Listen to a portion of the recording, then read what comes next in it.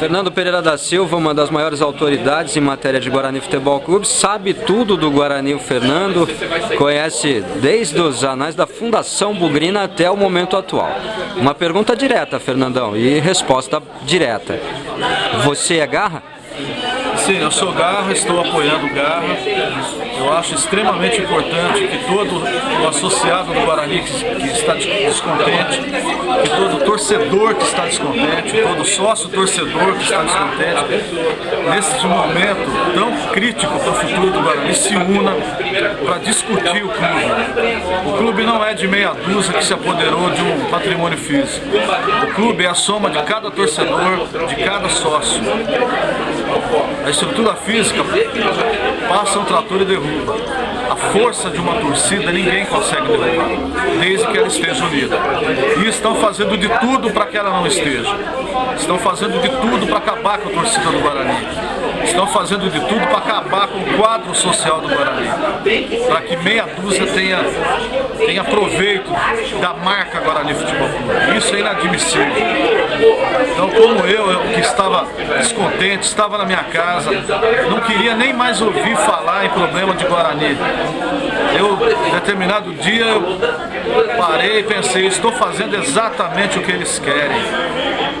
E eu nunca fui de fazer o que os outros querem. Eu tenho personalidade para fazer aquilo que eu acho que é correto.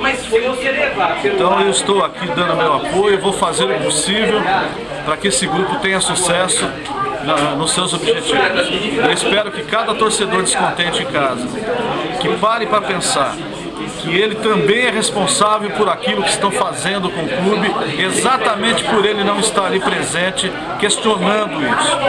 É hora de sair da toca, é hora dos bugrinos se unirem por uma guerra que vem pela frente. Ninguém quer derrubar ninguém. Nós queremos que o Leonel assuma a presidência que ele não assumiu até hoje. Que ele delegue funções para um bando de aspones que não faz absolutamente nada, e ele não cobra. Que ele assuma a presidência, é isso que nós queremos, que ele faça aquilo que prometeu em 2008, quando ele enganou a torcida, pois já tinha assinado um pré-contrato e disse que nada havia sido assinado. A Assembleia aprovou um determinado negócio, não o negócio que está sendo feito. Isso tem que ser questionado, ou essas pessoas terão sucesso na sua jogada de mestre que eles acham que é. Fernando, uma colocação para a gente concluir, para finalizar essa conversa.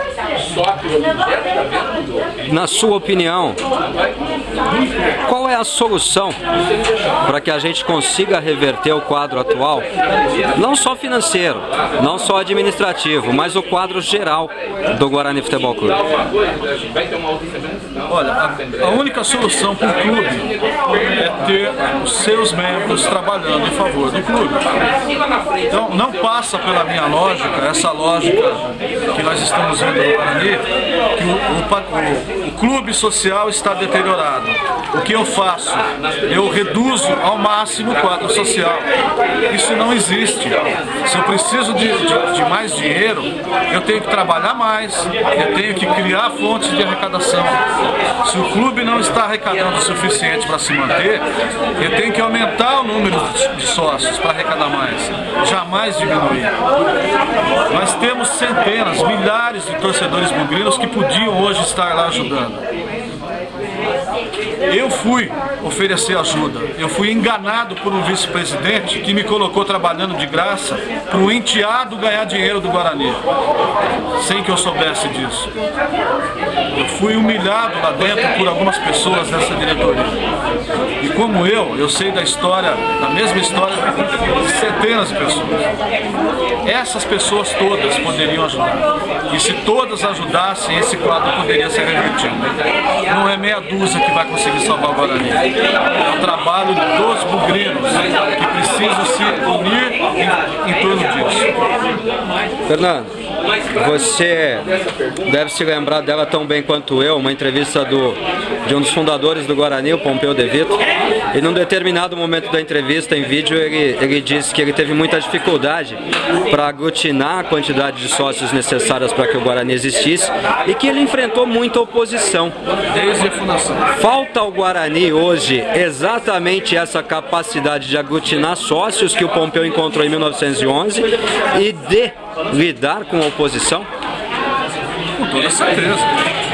Jaime Silva construiu o estádio, a cabeceira do placar, vendendo títulos de sócio patrimonial do clube. Porque hoje o Guarani não pode, de repente, construir um CT usando outros meios de arrecadar fundos. Ele tem que vender o brinco de ouro para ter um CT. Será que é necessário uma negociação desse tipo? Então está faltando comando, está faltando interesse em trazer grilos para dentro do clube. Me parece que a vaidade e o medo de que essas pessoas possam querer tomar conta do clube é maior do que a visão da necessidade de um futuro para o clube. Eu não tenho dúvida disso. É o eu vencendo o nós, Fernando? Infelizmente. É a necessidade de um prevalecendo sobre a necessidade de muitos. Obrigado, querido. Boa sorte para vocês, boa sorte para o Garra. Que esse projeto seja bem caminhado e que as coisas possam surtir o efeito necessário, viu? E espero você, Marcão. Tem uma cadeira vaga para você, né? A gente conversa depois. Obrigado, Fernandão.